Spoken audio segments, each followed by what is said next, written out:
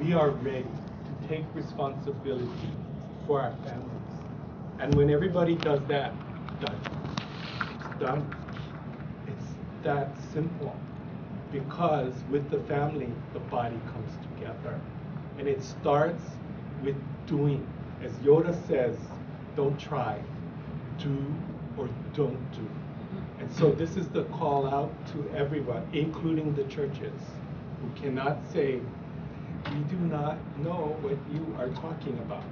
You cannot be Keakua's witness to the truth, which is the Holy Spirit, and pretend that history never happened. So in a holy manner that respects all rights under God's law and man's law, we follow that process. And the process has always been, do unto others as you have done unto you, that when one person suffers misfortune, all suffer misfortune, and that we have a covenant under the Mahele that says we, the children of Haloa in our Mokuahau genealogy, have these rights that are inalienable and cannot be extinguished, not even from the United States, because this paper talks about a very famous case, Foster and Elam versus Nielsen, 27 U.S. 253, 1829. This document states that the United States Federal Supreme Court recognizes that the U.S. has no control over foreign allodial titles. And in this case, it dealt with the Spanish titles from the Spanish king before the inception of the United States Constitution.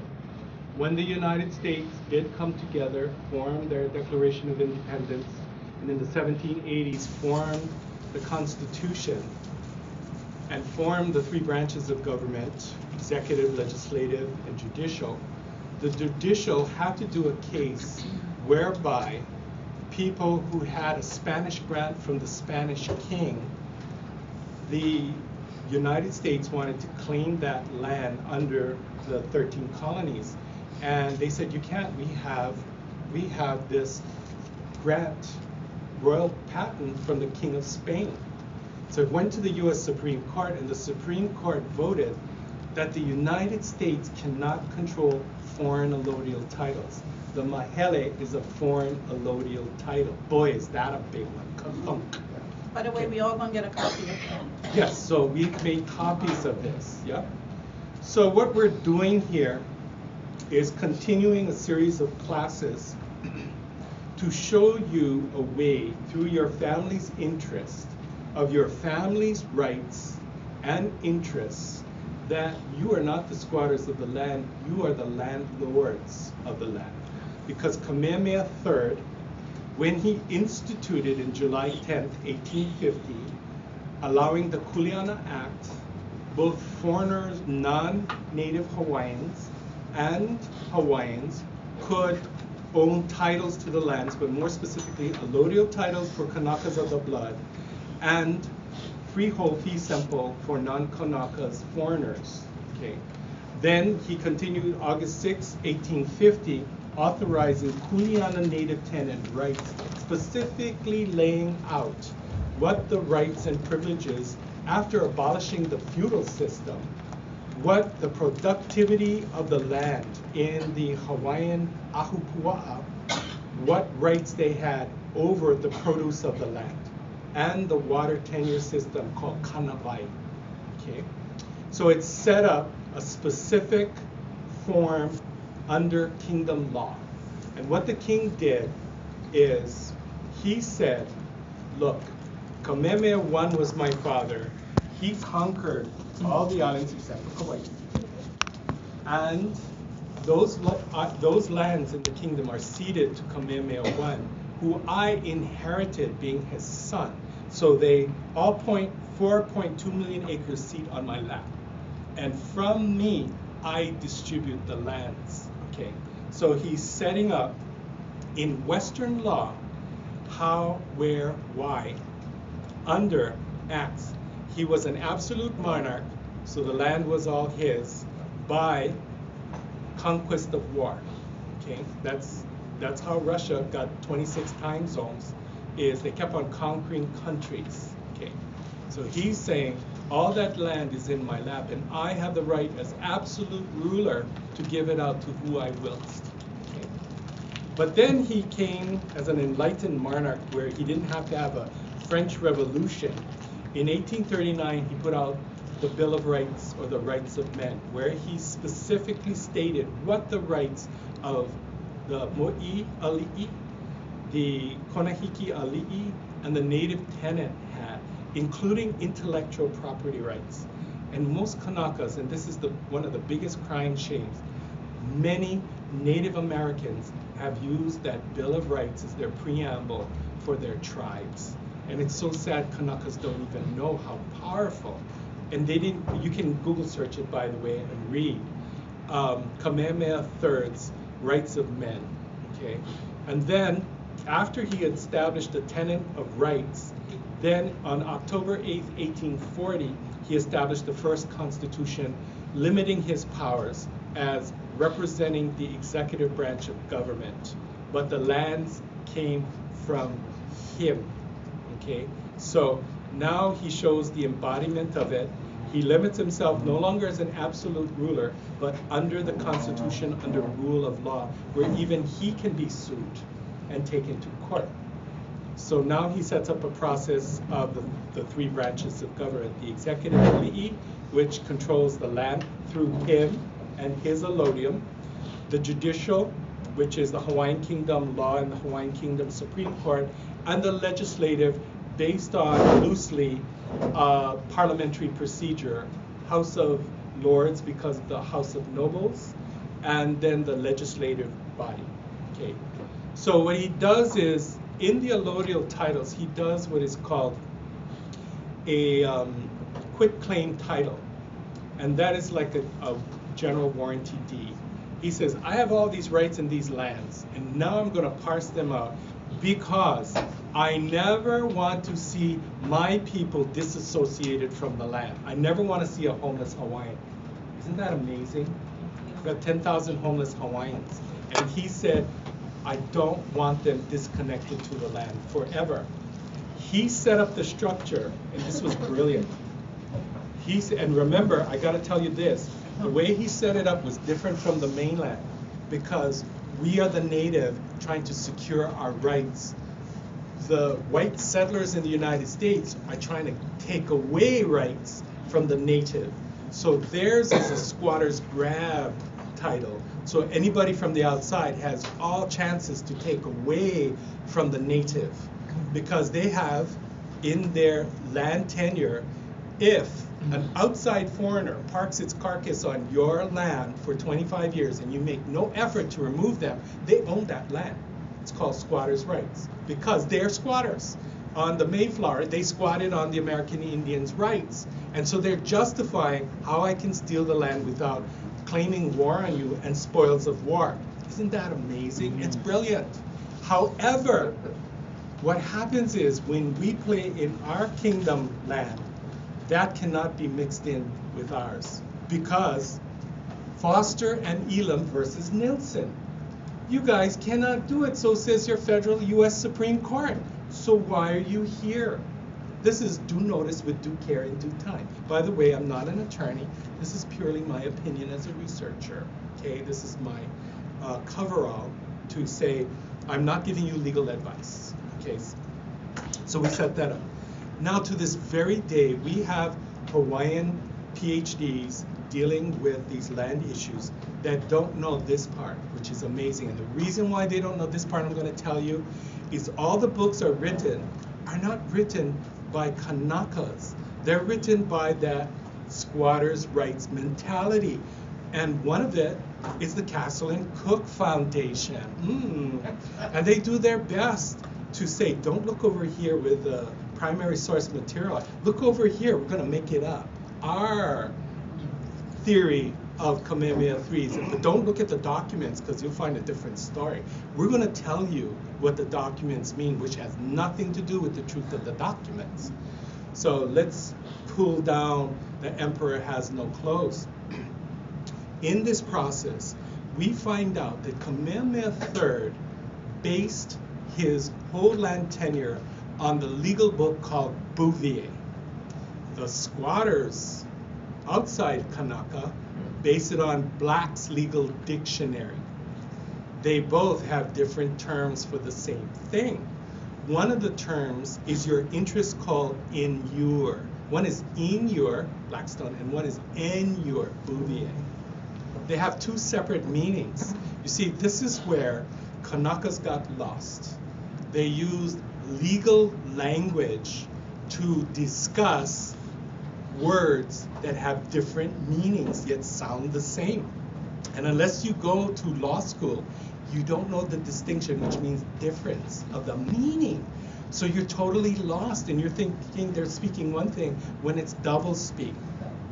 So let's get rid of this big nasty lie that keeps on going, and they do it all the time, and I'll do it through a royal patent. This is a copy of William Charles Nunalilo's, one of his numerous royal patents. And I'll call your attention to the place where it calls allodial titles, which is ana allodial in Hawaiian. And it clearly states higher than fee whole fee simple, higher. They, the squatter side, that's the Castle and Cook Foundation, and other outside forces will say it's the same thing as fee simple freehold. So why is it higher? And why on the freehold fee simple properties to none of the blood Hawaiians, it says less than allodial. The distinction was made on every royal patent. You couldn't get your royal patent unless you went through an LCA, the Land Commission Awards. The reason why that was set up in 1848, the Land Commission Awards Act, to vet claims. You had to have two witnesses to back that you were the true landholder, because other people had counterclaims of the same parcel of land. And it stipulated you had to get your land surveyed at your cost. Okay? So you had to have metes and bounds to show where it begins and ends, okay? Because that establishes your rights. If there's a spring on it, if there's a river flowing through it, if it's right abuts the sea, you may have fishing rights that goes Keahokalole, the mother of Queen Liliuokalani, where the present day aquarium is, had 99 acres, I should have brought her pen, on her rights to the ocean in Waikiki, with the stone in the ocean that shows you how to get to Kauai. It's in her royal patent. And it still is good today for Keahokalole's descendants, which there are many, who have those rights, despite what DLNR says. Ooh, okay. And we have the fishing rights for Ka'ena. Ooh, and who is the family that has the rights out there on the royal patents? Okay, now what the Castle and Cook Foundation and others want you to focus on is at the end of the royal patent where it says rights reserved to the native tenants, and they say that's why the royal patents and the land mahele was done to outline your tenant rights. But don't look at the allodial part, because under Bouvier, your interest lasts for more than 10,000, more than 100,000 years. Oh, really? Yes, that's the part they never want you to know. That's the kavili key that opens the door for your family forever. So that implication means right now in your royal patents, you own land today where hotels and other buildings are legally, but you don't have the tools to open that door. So we're going to try to give you some specific tools to take care of your family. And you know, when you teach a Kanaka, Paiute, hearts, cribbage, they become masters, and they outdo everybody. My grandfather, when it came to doing cribbage or it came to checkers, oh my God, there was no one jump. It's always 5 jumps. You know, it's master kunane brilliance. Okay, so this is what we want to do. we're building a class for obsolescence for me and masters for you guys. Surpass us all, because that's what Kanakas do best. They surpass everybody once they know the rules and regs, okay? So we're giving you samples of some of those rules and regs for the foundation of what really exists under Bouvier. What they do, if you get to land court, is they try to confuse you with the mainland path. They immediately go to the grab side because they can't win on foreign allodial. That's why Elam versus Foster, bye-bye. You can't play in our little playpen here. It's foreign allodial, so keep yours to yourself, yeah? Hands off. So this is what you call judicial notice. You're giving the judge due notice with due care and due time. Again, I'm just a researcher, and this is my opinion. So what you do is you have to set up the box. Whenever you go to court, the judge will play dumb. I know nothing. I'm stupid. I know nothing. Show me, masen. Teach me, master, sensei. What is this all about? And that's the journey. You become the masters and you teach everybody. Okay, you sharpen your skill sets. So what you do and you put in the box, and it starts with, because we're going to give you what nobody gives you. This document, which we copied out for you, and by the way, I've done this. I practice what I teach.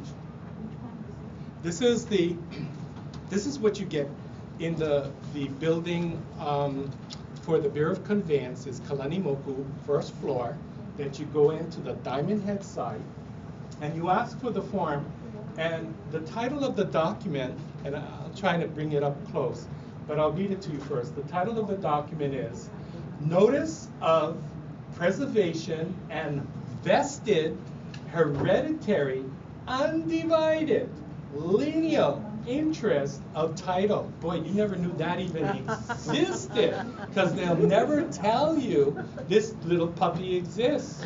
You go and ask, I need that paper that talks about Hawaiian titles. They say, I don't know what you mean. Okay, but when you show this to them, here it is. Okay. Otherwise, you can sue them for not following the law and doing their job. Are you incompetence, or is this depraved indifference? So it usually is depraved indifference if they hear your kanaka. So in this is what we do a jurat. And what we do is we have a description, because we do this, we just don't teach you, we did it. We vested our family interest in on it. And so there's a description, a property description that you have to do. And Lucy is passing this out. So what we have is a shell or a template for you. What you do is you scan it in and you cut and paste. You take out what doesn't belong to your family, keep what's going to help support your interest. Okay, so Opa will never help you with this. It's like, I'm melting. Okay, so in here, we have exhibits, yeah? We have exhibits, and it goes on. And then we have notice of preservation of vested hereditary undivided interest, and we spell it out for you. And revocation of powers of attorney of trust. This section is, we're telling the state of Hawaii in the U.S., you have no power of attorney over us. You're putting a blanket that we say, Ole, doesn't fit, doesn't belong, keep your blanket. This is our kapa for our kopa aina, aupuni. This is ours, not yours. We're giving you judicial notice. This is not your playground. Okay. So what you have to put in that box is for the agent of the state of Hawaii, the trust. We all of their stick into you. And then we do a witness. We take it and notarize it. And it shows you a shell of how to do it. If you want to modify it, you go right ahead and modify it. Then the exhibit of index of exhibits. We have the affidavit of genealogy and pages. Always number your pages, folks, because they love to take out the stuff that's most important. Say, oh, you forgot to put it in there because you never numbered your pages. So something very simple will cut you, okay? So inventory of the genealogy. So we have the genealogy in it. That's an affidavit genealogy. And we go through the genealogy. And then we go through the laws and citations of supporting vested claims. Oh my goodness, we're supporting it with laws. So we go through chapter and verse. Cut and paste, folks, cut and paste. But read it. The thing is, you want to push back, is he really serious? Go and look it up, because I give you the citations. Google search, Google history search. It's all there. It's all there. have fun, knock yourself out, kids. So, you know, as we see, we've got all of the docs for you and the laws. Supporting evidence to the U.S., United States in context of agencies, agents, no authority, assets there, U.S. Document, jurisdictional powers over foreign and private lands and estates. Okay, so we go into that, cut and paste. Okay, cut and paste. Keep on going. So we go into all of this, and then part of the exhibits is what we had, the KSB genealogy of May 1989, which our family genealogy is a part of that. It's certified, and then some other certified documents dealing with birth. And then we put Exhibit 2, private royal patent lands of His Majesty King Kamehameha III, his heirs and successors. We put that in. So we put in all these exhibits that support your cases, and what we do is we put in all Kamehameha III's lands. Everything. You have to put your inventory of lands. Now, this is very important. This is a strategy. Strategy means all of you who are of the blood have lands on all islands, because we have family on all islands. That's why we have 88 different canoes. Okay, if we didn't travel, we wouldn't use 88 different canoes. There would just be one or two, one for fishing and one for maybe going a little further. Okay, but we have 88 different canoes. So Hawaiians spent times like a year or two on Molokai helping out the folks, and then going to the Big Island, helping out the folks, coming back home to Nu'uanu, and then they had on Waihole Wakani, you know, summer and winter residences when it got too hot. You got lo'is all over the place and taro, and you're growing things. So we're basically nomadic. And basically the channels are little rivulets where we cross the river to get to the other side. It's just a little long. Okay, so my point here is, you think through family stories you only lived on Oahu. When you go to the Bureau of Conveyances and you go to the index of all the deed documents that go back to 1846, go to all islands with your family's names and you will find royal patents and deeds for all islands. When I say strategy, this process I'm teaching you to do for your family is meant for you to go back on the land and claim it. You're legally saying, I have the greatest right to do that because it's still mine under law. And then you go back to the land, kauhale, stuff, but make sure there's water. See, this is my purpose to say inventory. You want stream, waterfall, springs. You can't sustain yourself if you don't have running water on the land. We know that the western side of the island is usually dry, but for underground springs at the ocean or Mauka or mid-range. So make sure you got the water on the land you're claiming. You don't want to carry too much rocks when you're claiming land. You have to carry your water, which is your interests, and tell legally, because we said we would do it in a wholly legal manner.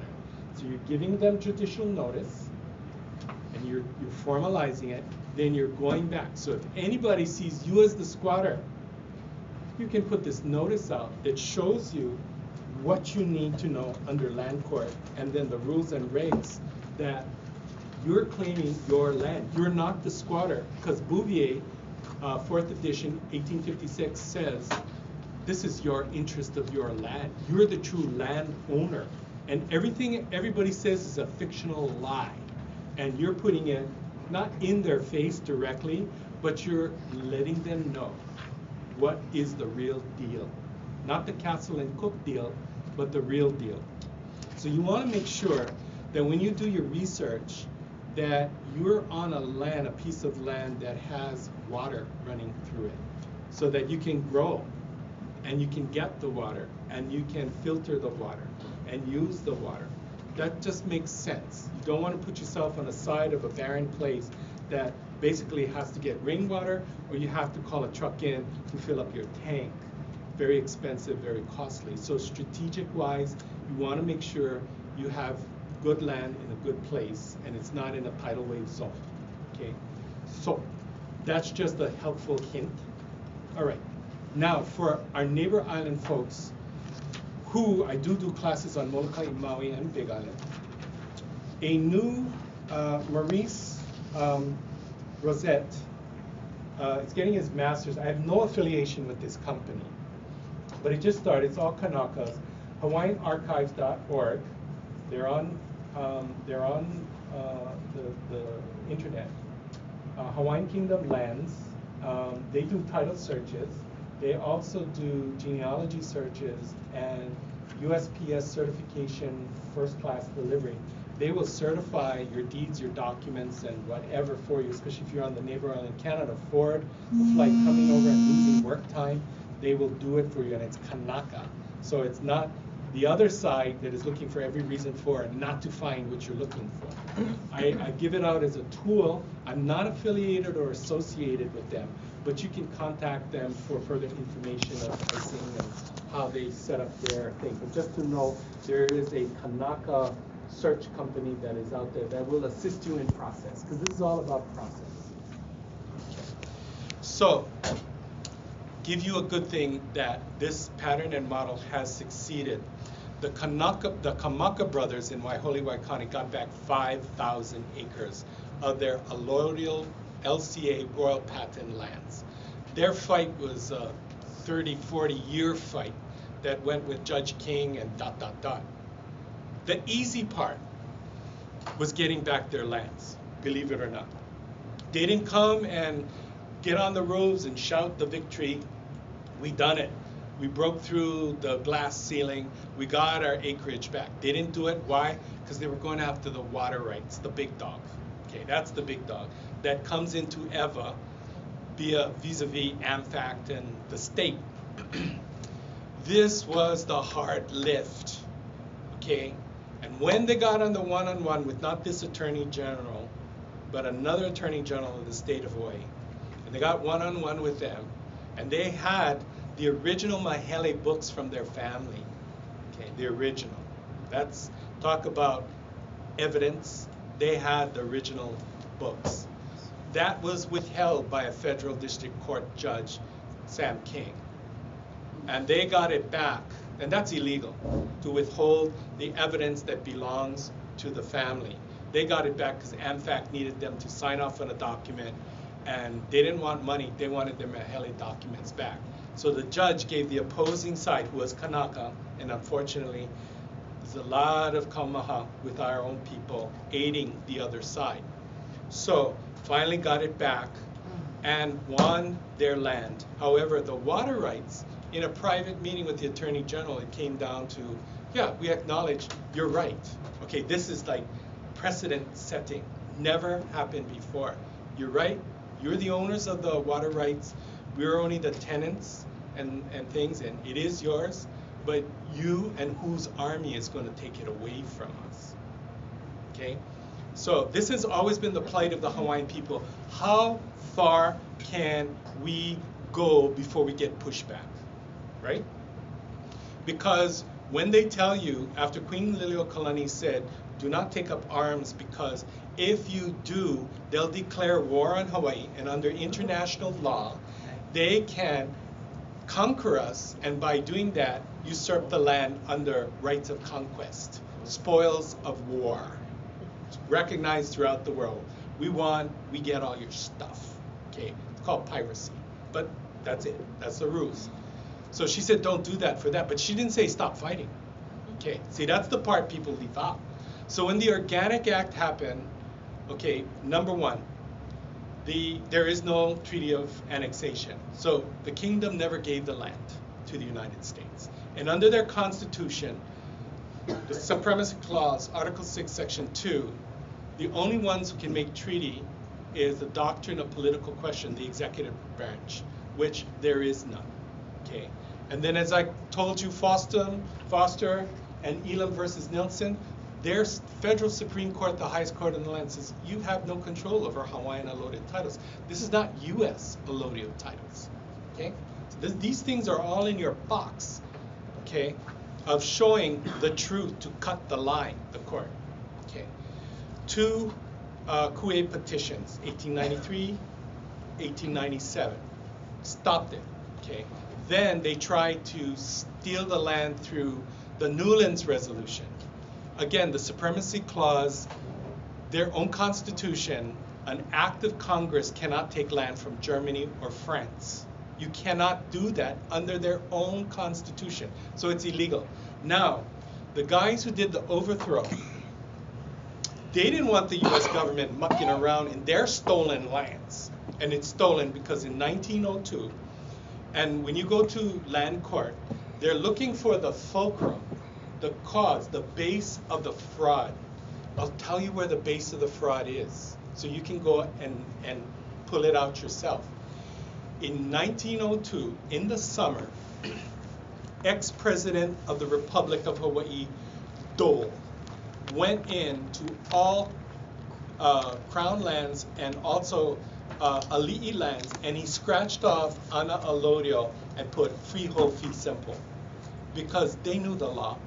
They wanted to cockroach royal lands, but they couldn't as long as that Allodial higher than freehold fee simple. They knew what it meant. They knew Bouvier. They knew what that's a fraud, and there's no statute of limitations on fraud in land court. So you have every right to say, here, we're related to Keaho Kalole, and you see, Dole is scratching off and retyping in. That's the fraud, because you got to prove the fraud.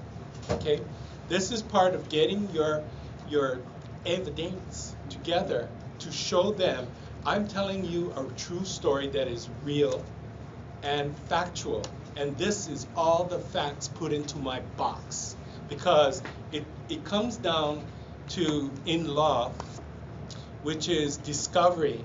You give to the other side who claims to be the land.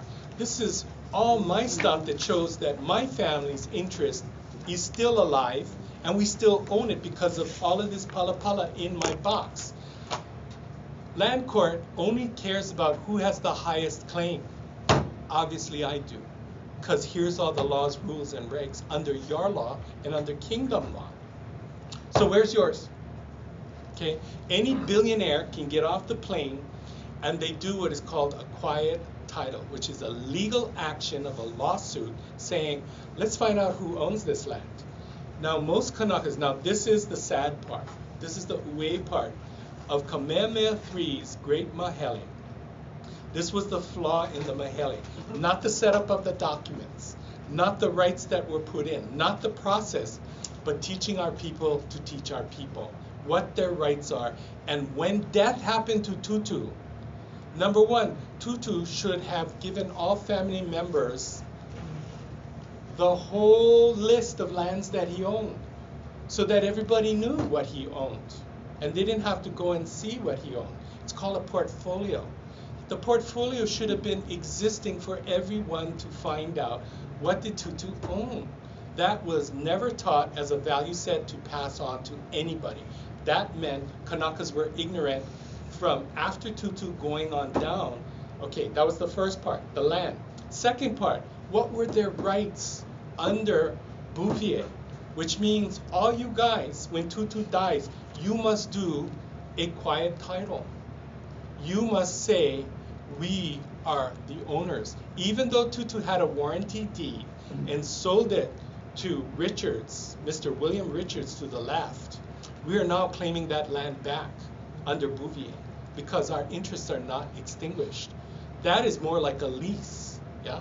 Because we have higher than freehold fee simple. They never knew that.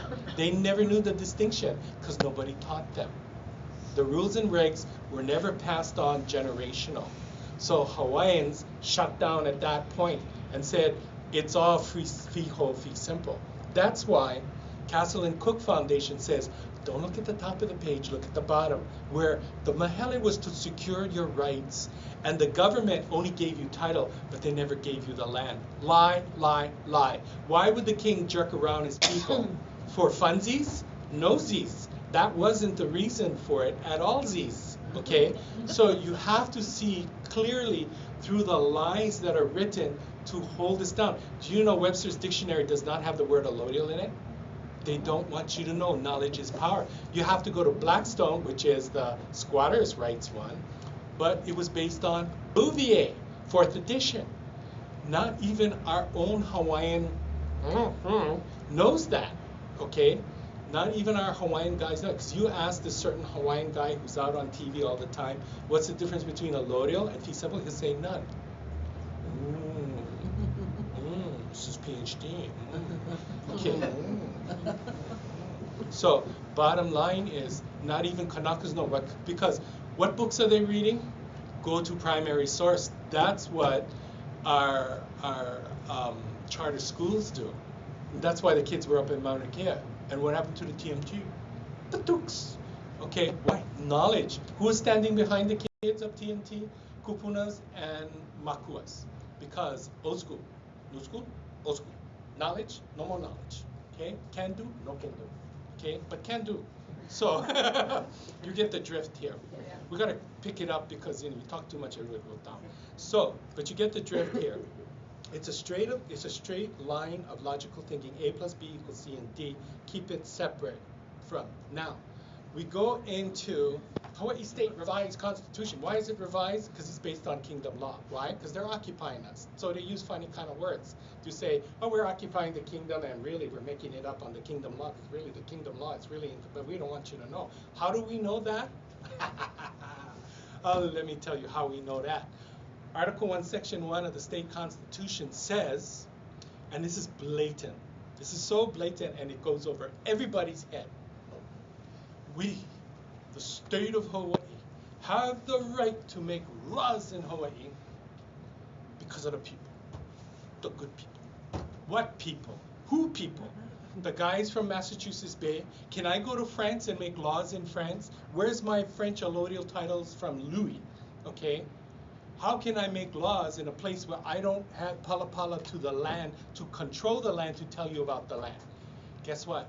They're talking about we's guys. Who's guys? We's guys. The Kanaka Maoli, or better, the Ko Pai'aina, who are the Aupuni. Guess what? You don't know, but you hold up the state of Hawaii, because you's the guys that they're usurping your right, but they don't name you. Why? If they name you, A'ole, not even Kanaloa, A'ole. Because you know you're the guy. If you know you're the guy, you now have power to say A'ole. But because they don't name you, because they don't want you to say A'ole, they just say the people. From Minnesota, how does Minnesota control land over here? How does anybody control? No treaty of annexation, Newlands resolution can't do it. They say the people. So let me tell you what's really going on here. Tacit approval. You didn't even know, so you can't go. You didn't know. They're talking about you, of the blood, allodial titles. Because you don't know, you can't stand up and claim your right, and they know that. Smart, ya? They ain't dumb. But this is called peekaboo, we out you, okay? So if you know the power that you have, this is why I say Keokua set up this plan of getting your lands back and taking care of your family. You do that, and you become crackerjack at it, become better than me, help out your neighbor and your cousins, and they do that, and reoccupy the land and stuff. And then all of a sudden, it's a village that has helped out each other, and then you do it for the ahupua'a of your section, and you occupy and start making your stand there. Pretty soon, you have the ahamoku already alive, and you're not asking, oh, please, please, you know, those stupid commissions that come down. You see all the Kanakas, and it's so sad. Oh, please, we had land at this Lehui Schofield Barracks, and it's really pathetic, you know. And it's like, why are you asking for what is yours? As God said in the Bible, you don't like slavery to the Jews who were under slavery of Pharaoh for 400 years? Leave. You don't like it? Get up and go. That's as easy as it gets. So you want opposite.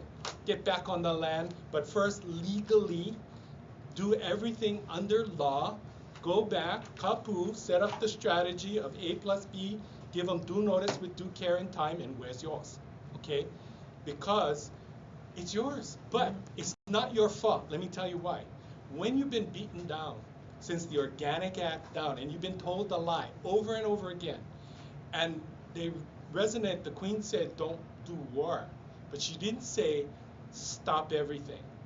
You know, if Kanakas, who are policemen, firemen, guys who pick up the garbage, guys who do the mail, guys who do it, if all Kanakas with one mind stopped everything, the state would lose $200 million a day. In 10 days, $2 billion. Okay, you get where I'm going.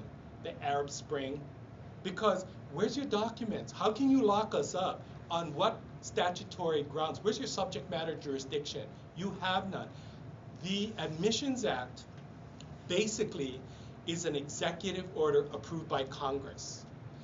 In the preamble of Article 1, Section 1 of the state of Hawaii, they say we get the land from where? Where? Who? Where?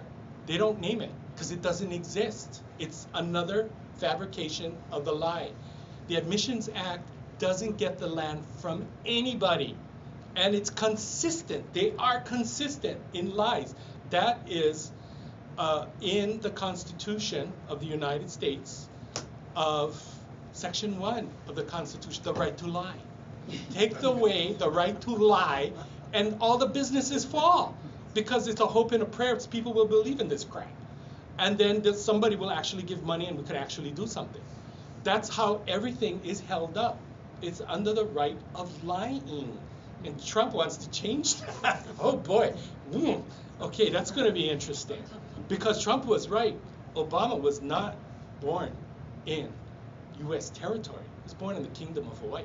But he's still a citizen because the mom was a citizen. So he's wrong there. He wasn't born in Kenya. He was born here in the Kingdom of Hawaii with an American citizen woman who makes him a citizen by birth. Okay, so kind of right, kind of wrong. Very Trump. So, okay. So you get the drift here as we're moving along in truth. Okay, do it in a holy manner of the Queen. No spit poison. Nobody wants to live in poison. I don't think you want to live in poison. So the truth will set you free, literally. Give you back your land, but you got to carry your water. People call me up, oh, Mr. Lee, can you do my genealogy? Yeah, I know what's entailed of doing genealogy. Let me show you how. This is my answer. Let me show you. I did it. The documents you have here is my documents I put in. We have half of an ahupua'a on the Big Island, and that's a trip right there in our wills and everything. But you get your documents together and you move forward in the truth, because there's nothing stopping you. Keakua said, it is yours. It is yours. What are you waiting for? It is the sweat in carrying your water for your family's interest is the only thing to open your eyes to. Everybody does it. The kingdom's back, brother, sister. The kingdom is back. That's why we called out to the churches. Hey, you Christian churches, you cannot talk about the Holy Spirit and say the incarnation of truth is the Holy Spirit and you're deaf and blind to all these truths. How can you in good conscience, thou shalt not lie, thou shalt not bear false witness, thou shalt not steal, and you're sitting on royal patent lands and your congregation is giving you tithes, and in a moral sense, in a legal sense, out of justice, what did you do for South Africa in apartheid?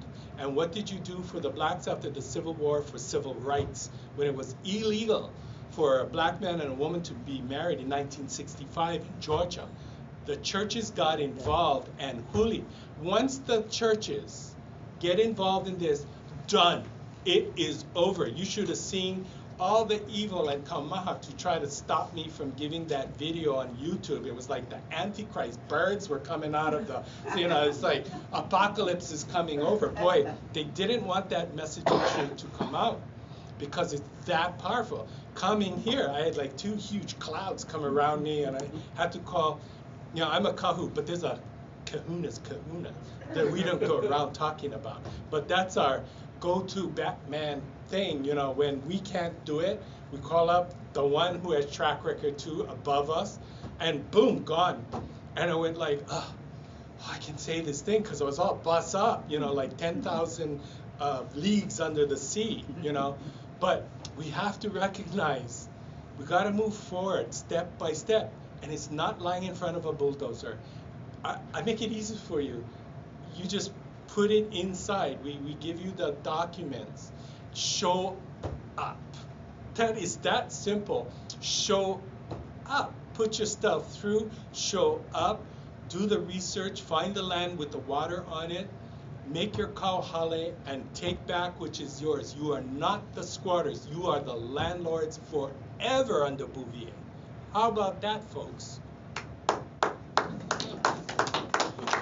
You are the landowners forever. Your children and grandchildren and great-grandchildren, they can't take that away unless you let them. And how do you let them? Tacit approval. You do nothing. I know Kanakas that walk away from land saying, I'm too old to do this. It's theirs. They got the Allodial stuff. And they walk away. I'm going, oy vey, I'm going to die. Most people are fighting to do that. And let me tell you, and this is from a researcher's point, not as a lawyer, I have gone to the state Supreme Court to stop the Ever Marina, which we did through Keakua, the $1 billion project. He told us how to do it. And this is a Keakua way. I'm going to tell you how Keakua works. Kanakas will say, and I've heard this, we're going to beat you in your way. And I'm going, oy vey. Because it's all stacked against you. It's like going to the thief to ask the thief to give you back what the thief has stolen to you, thief. Okay? You try to do that, it ain't gonna work, because the thief ain't never gonna let, but you do Keakua's way. So how did Keakua say, you can get back that $1 billion marina? What do? Yeah, what do I do? Testify the truth. Your family, Ivi Kupuna, okay.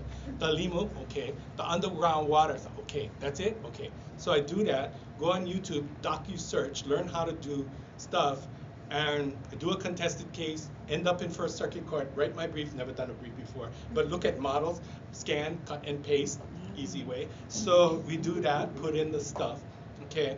We go all the way up, and I go all the way up to the Supreme Court as my own attorney, never been an attorney, and I know it's a losing thing. You know, I sent it to Native Legal Corp, and they said, you're gonna lose. And God said, yeah, I'm gonna lose, but I'm gonna win. You see, this is how man thinks. Oh, it's only about the shrinkage, has nothing to do with shutting down your family. It's just the shrinkage of the marina. I said, no, Keakua told me to do this, okay? When Keakua tells you pull that weed, the whole forest on the mountain gonna fall down. You better believe you pull that weed. The whole mountain on the forest will fall down. That's what we did. You know what happened? Only Keakua could see this.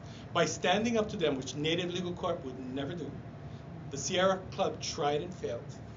Save Our Surf tried and failed. Earth Justice didn't want to even touch it with a 10-foot pole. So you got to do what you got to do. Show up, put in those docs. What happened is in 2000, I started this in 2007. In 2010, by sticking to it and keeping and not stopping, Haseko's bankers pulled their credit rating and said, what happens if Mr. Lee wins? What's your plan B, pal, Haseko, for the $1 billion marina? What's your plan B? Because we're not going to shell out all this $100 million for this stuff and then he wins and shuts you down. So what's your plan B? So they find the plan B, get all the engineers. They find out plan B is better than plan A. They find out they're going to make $300 million more if they don't do the marina. And who's stopping them? Forcing them to get a plan B, which I could never force them to do unless I go into court. Keakua. So they came up with plan B, cancel the marina. When has that happened in the state of Hawaii? A $1 billion project got canceled.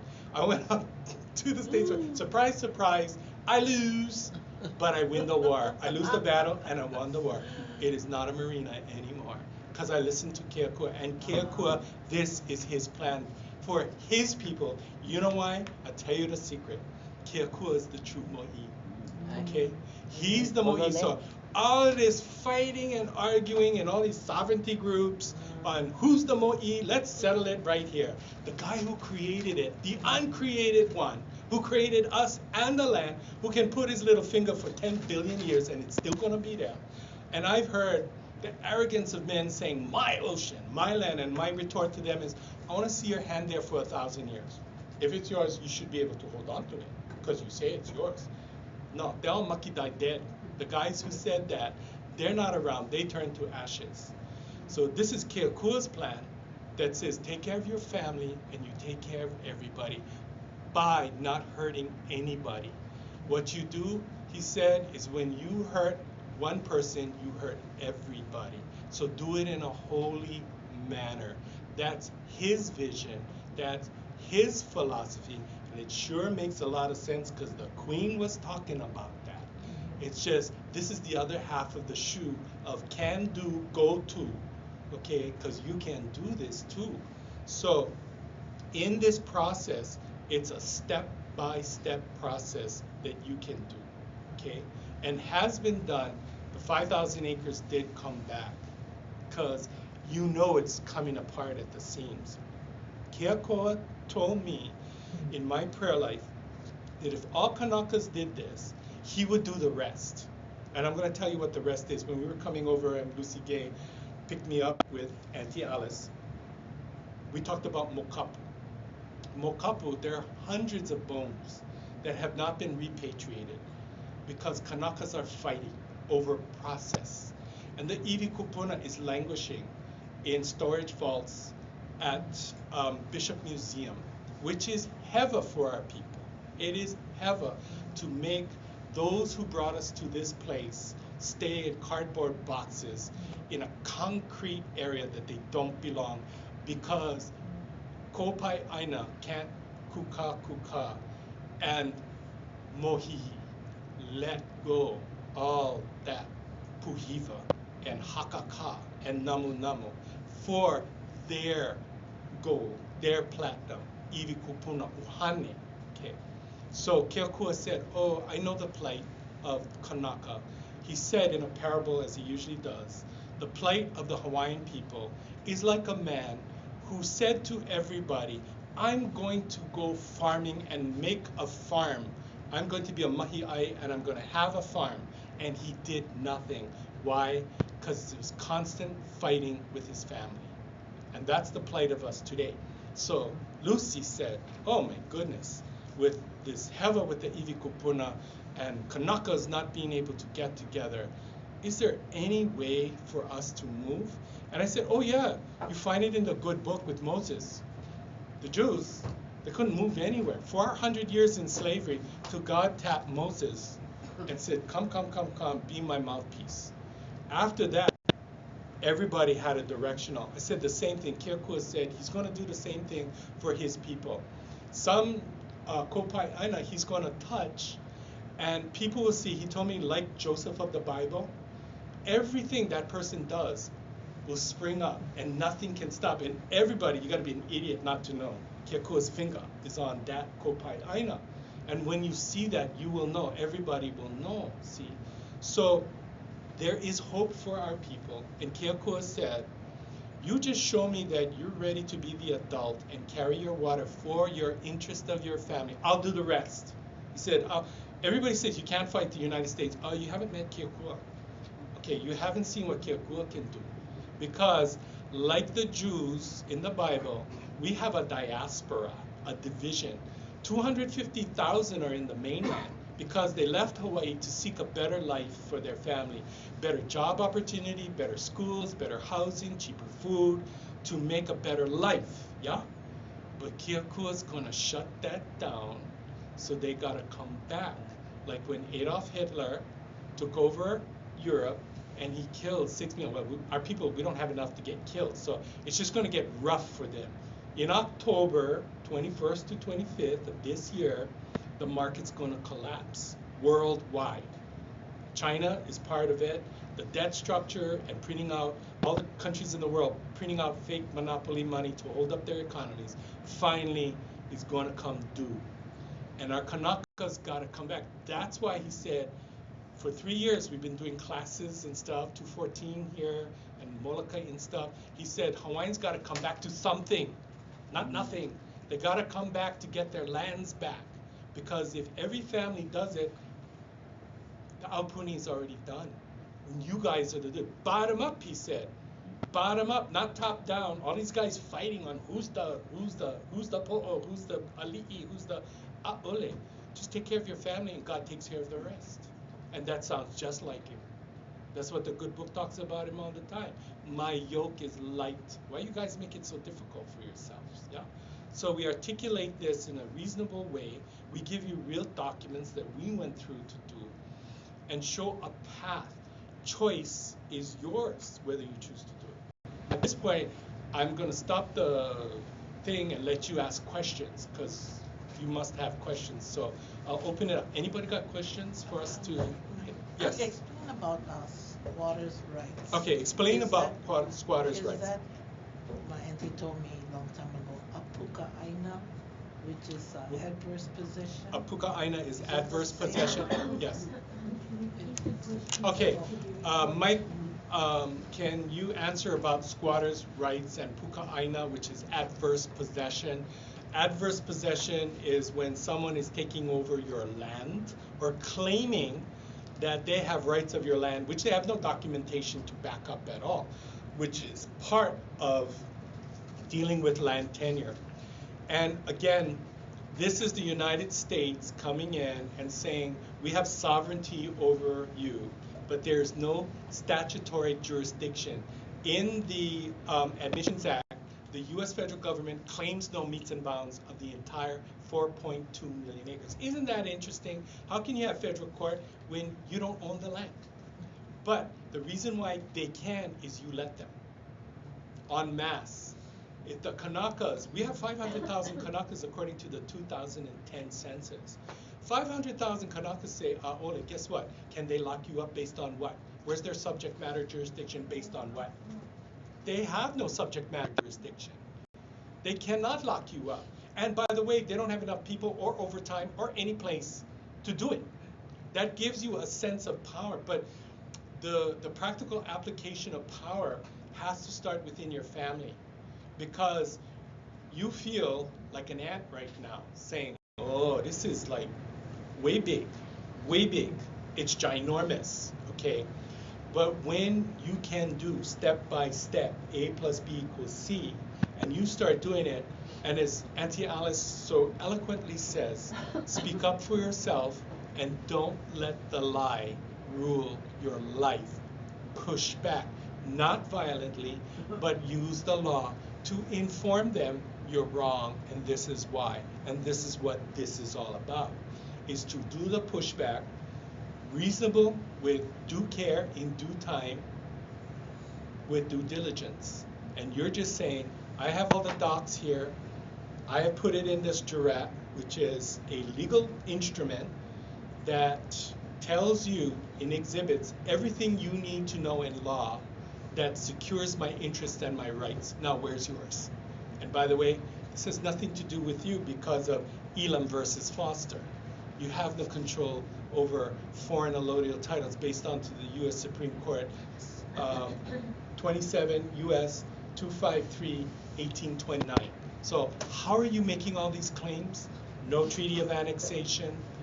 Newland's resolution can't do it. And basically the executive order can't do it under your constitution. You are illegal. You're illegally occupying us. There shouldn't be a governor here. There should be a general from the maritime, because the Navy took us over. Like in Iraq, they didn't keep Iraq or the Iraqi gold. They got out. Same thing happened. Remember, the U.S. in 1900, under Theodore Teddy Roosevelt, they created the Panama Canal Zone, yeah, and then they gave it back because the lease went up. The 99 years under Jimmy Carter, they had to give it back. There was no problem. Ships go through, but you got to give us back. You got to give us back. But we're not asking you to give it up. We're taking it because it's ours. And how we're taking it? We're notifying you it's ours en masse. What can you do about it? Nothing. So once you realize the emperor has no clothes on the law, and you're not throwing stones, you're not threatening lives, you're not hurting people, when the kingdom will come back, it's not if, it will come back. It could come back as early, according to Keokua, as 2020 Ali Inui being sworn on the steps of the Iolani Palace. If people show Keokua, I'm putting on my big boy pants, and I'm taking my kuleana back. And I'm taking it to you under your laws, under the law, with a, as he says, a holy manner. Ooh, holy, ooh. You know, when Auntie advocates for the poor in a holy manner under the truth, everything falls flat. The judges tell her, oh, you cannot, you know, you cannot go on that land, and then she tells it's public land. And if you, the prosecutor and the judge, back what you're saying, you're in violation of your own law. Oh, case dismissed. Why? Stands up, big boy pants, and tells them and pushes back. Under your own law, you're violating your own law. Oh, that's right. Case dismissed. So, this is what this is all about. Lawfully and legally taking back what is yours in a holy manner of Queen Liliuokalani. Because there are a lot of people out there that you know what ana ana is? Okay, ana ana is sorcery, which it's still done. You should see how many times I get ana ana blasted off my computer, and I'm on the ground. My mom comes in, she's 82, and my brother comes in, and you know in the movies, those poor things, they see me on the ground chanting Hawaiian. My eyes open. It's like I got red contact lenses. You cannot see the white. You cannot see my pupil. It's all blood red, the whole thing, and I'm chanting in Hawaiian. Okay, you should see how many times I've been ana ana, and that's from the Big Island now. The big, that was a grayish green akualele. As it passed over the water, all the fishes died. Hit me, blew me off the computer because I did a contested case for Mauna Kea, and the dark side on the Big Island, they don't like that stuff. And so I got blasted off my computer, the food, and I was live streaming. It was, I know the date was July 10th. It was Friday. It was 9 o'clock. I was watching it on my live stream, and boom! I'm on the floor chanting in Hawaiian with all blood eyes. Okay, and my brother comes in, prayer of Saint Michael, you know, running. But the bottom line is, keep on going. Don't let it stop you. No matter what they throw at you, right is might. Let me tell you what the true power is. Okay, ana ana means force your way. You want it so badly, you're not going to work for it. It's laziness. You're not going to work for it. You're not going to do the studies and put it together or cut and paste. You're just going to pray and chant and whatever and force your way. Okay? But of course, the pushback comes the heliai kukai ikahaku. Go back and So the bottom line is, you know, you're going to learn the hard way that no, you know, Keokua told me something which I can't tell on camera a long time ago when I was 8 years old, that he had something for me to do. And until I do it, it's a command blessing. Until it's done, okay, I cannot die, okay? You can even shoot me in the head with a bullet, and I won't be able to die until I do what he asked me to do, okay? That is an assurance I got from him, okay? So the bottom line is, the evil that comes to me, take it to the boss on the cross, because he's the one who created you, okay? And he already sucked you up on the cross. He became death, he became sin, and he sucked you up. You want to go back to him again and be nullified? Okay, take it up with him, because I ain't going till he lets me go, and that's the truth. So the bottom line is, keep on doing, taking care of your family. That's all Keiko. Take care of yourself and take care of your family. And when you do that, the whole kingdom will come. And whoever is going to be the Li'inui, remember, you're only vicar.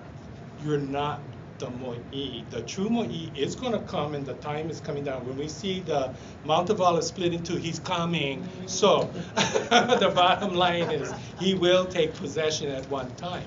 No matter who is supposedly a Li'inui, he owns it. He created us for the purpose. You want to know the purpose? I'll tell you the purpose. He told me in my prayers that he created Hawaii, pulled his hand down and pulled up Hawaii from the middle of the earth, anchored to the iron core. Mauna Kea helps with the electromagnetic field. When they put telescopes and metal stuff on top, they weaken the field and put us at risk being blasted by solar radiation. And they're doing it to mountains all over. And people say, oh, that's just a little metal. Have you ever heard of Ebola? It's really little too, and it can destroy your big body. Well, what do you think the little metal in the body of the earth does? You know, reframe your thinking of macro, micro, big, small. So he said the reason why he created Hawaii was he created Hawaii and the people of Hawaii to one day, through generational knowledge, heal the ocean, heal the fresh water, heal the land, and heal the air. How can you heal something that ain't broken? Which means he knew it would get broken. So he put a safety valve in it because he cared. He cared, okay? So what happened? Evil figured that out, jumped in the wave, and jumped on the surfboard, and it started with pa'au, came in the 1200s to bring human sacrifice and stuff to squash Keokua's plan, because we never had that. And then the missionaries jump in. They bring the good book, which is the good book, but they bring the grave of lust and greed and their jealousy for the land, Scotland, Ireland, sheep, money. Okay, so Keokua said, okay, I'll ride that surfboard too. I'll ride that surfboard, because when I did my Moko'au genealogy, I found out in 1835 that Keokua flipped the whole thing. I said, you did it. You caused this whole thing to happen. He said, yeah. I said, why? Because we could have been a kingdom through the whole thing. And he said, oh, I got one eye in the future, and I got one eye in 1835. Guess what? I saw all the possibilities, and the one I chose for you guys was to keep you safe from Japan slaughtering you guys like in Manchuria, okay, like in Korea, like in China. They would have slaughtered all of you guys, and allodial lands would mean nothing when the blood was running all over the place. So I encapsulated you in their greed so that I hide the flower and open you up my time. Because I just asked you, are you ready yet? Because I said, well, why don't you tell everybody? He goes, oh no, you got to wake them up slowly. Because if you wake them up too fast, they'll get angry and lunge because of everything that has happened. So slow by easy. I wake him up, and he said, this was in 2009 now, and he said, Mauna Kea. I said, Mauna Kea? What about Mauna Kea? I'm going to wake him up with Mauna Kea. It's going to bring them all together. I said, really? He said, it's going to the Supreme Court. I said, really? Yeah, it's going to go to the Supreme Court. It will show Kanakas that when I call, they will come. See? Because people have been asking these questions. How? Why? But you won't find them in man. Uamau ke ea aina ikapono I ke keokua. The life of the land is only perpetuated in righteousness in the hand that created it from above, not by man's hand, the grave of lust and greed. And if I can at will pick and choose, then what's in it for me? The operating principles of avarice. So when it's done in Keokua's way, it makes so much sense, and he's not asking you to slaughter yourselves and your family, just take care. Take care, you know. Kokua. And in that, everything, I will do the rest. But you show me you're ready to carry your water, then I will carry mine. Yeah? Makes a lot of sense, and it don't hurt anybody. So that's the message. Any other question? Yes? When were the Mahali Awards given out? Between when and when? The Mahali Awards were given out in 1850 to 1854 under Kamehameha III. It's a very good question. The Mahali Awards kept on going. There are documents from different kings after Kamehameha III died in December 15th, 1854. But there was a distinction. There's a difference here. Remember what I said? In his lap, he held the Allodial, and he still does. He could take it all back. What I didn't tell you was that for the Allodial Awards, if you did treason, he could take it back. For royal patent grants, if you didn't pay your taxes, grants, not the Allodial title, royal patent, Palapala Silva Nui. If you didn't pay your taxes, like Kapapa on Ni'ihau, Kamehameha IV took the land back because he didn't pay his taxes, 50,000 acres, and then was paid, the government was paid $10,000 by Liza Sinclair, which was the progenitor of the Robinson family, and then they gave it over. But that land, the government owns, okay? The government owns that land, the royal patent grants, yeah? Because she's not Kanaka Maoli. The difference is the allodial patent grants, if you're of the blood, the government can't take it back unless you do treason or not pay your taxes. But Nihau can be taken back at any time because they're not Kanaka. You see, this is the master key, and then I'll get to Lucy. The master key is the way Kamehameha III set it up, because guess what? King David La'amea Kalakaua tried to give up all of Hawaii. He tried to sell all of Hawaii for a big chunk of California. It's in the paper. He couldn't do it. You know why? He's not of Kamehameha III's fruit. It doesn't come from the sperm swimming directly in. He doesn't have right of succession in inheritance. Kamehameha IV and V, Victoria Kamamalo, were adopted not by Kamehameha III, but by Queen Kamamalo. Kamehameha III knew how the rules and regs worked because he set it up. He pushed himself away. By the way, he had plenty of children from the fruit, okay, of his loins. Those loins were very busy. Okay, you know, the bottom line is, I don't know how he ran the kingdom for so long, because if you follow his love life, where did you have time? You know, I mean, where did you have time? Because the way he did it, you know, this is the behind the scary door. The way he did it, it was masterful. This guy was smart. Every place he lived, all his lovers were next door neighbors. So at night, just creep over or creep in or creep out or up the thing and down the window. And it was going back and forth. In Lahaina, everywhere he owned land was all around his lovers, men and women. So the bottom line was, he never had to go very far. You know, it was masterful. I'm going, man, that's a strategy. I never thought of that. You know, but this guy was brilliant. So in between of all these land things, at night, it was very busy with executive orders. But whatever the protocol was, he had plenty of children. And, you know, this is the false, you know, the outsiders teach us false histories of our history. Kamehameha I, I have traced 40 children from Kamehameha I, you know, that I know of, okay? That I can prove 41 children. So everybody says, oh, poor Kamehameha, they were cursed. Yeah, they weren't telling who they had. That was the curse, was they wouldn't out who they had. They had them all over the place. You know, there's thousands, hundreds of thousands of, so when anybody says, yeah, okay, I believe, you know, it's your water to carry and prove, you know, but I believe, if you say so, I believe. Because, yeah, they had everybody, all the kings had, more than one, they had lovers all over the place. So read the letters of Queen Emma to Peter Kael. Oh, mackerel. She didn't live with the king. Everybody else did. Okay, and they have him. When I look at the cathedral, and you see Queen Emma with the halo, and then you see King come in forth with that halo, I'm going, boy, thank God for absolution. You know, because brother had more than you ever know, and 5'2", you know, everybody thinks 5'. Oh no, he had a daughter, and he was paying for her education at Sacred Hearts. Okay, so I mean, it's like, no, I've traced them and who to what to where, and it was like, yeah, lucky for absolution. Yeah, Lucy. The letters from who to who? Peter, Queen Emma to Peter Kael, 1876. Peter Kael, she outs everything. Yeah. Queen Emma had more than one child too. So, you know, everybody had more than one child. It's that who could be, I mean, even Waianae had more than one child. In 1829, she had a daughter, and it was spirited away.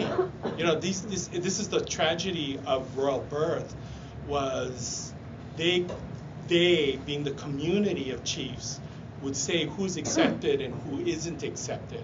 So that baby was spirited away. So when she had from Kawikia Uli in 1836, the next big baby, she remembered the first one and her ue, losing that child. She drank herself through the whole pregnancy, alcohol fetal syndrome.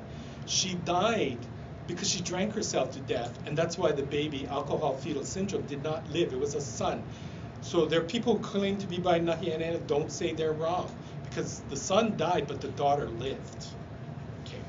So I did the backdoor secrets of all of the secrets and documents of the royal side and their life. It's a very interesting history that is incredible, with documents to prove these guys existed. Yeah, like Kani Kapule. Okay, her two sons from Kalaniʻōpuʻu are from Kamehameha I. In fact, you know, Keoʻua, when he was being taken, and then he knew and he cut his ma'i that he was going to be killed, that was Kamehameha's son. His twin brother, when taken to Kamehameha I to be executed, he said, no, that's the child of my youth. Okay. And he even saved their mother, Kani Kapule, when his supporters wanted to kill her. He said, no. Okay. That was my wife. Okay. So he pushed her.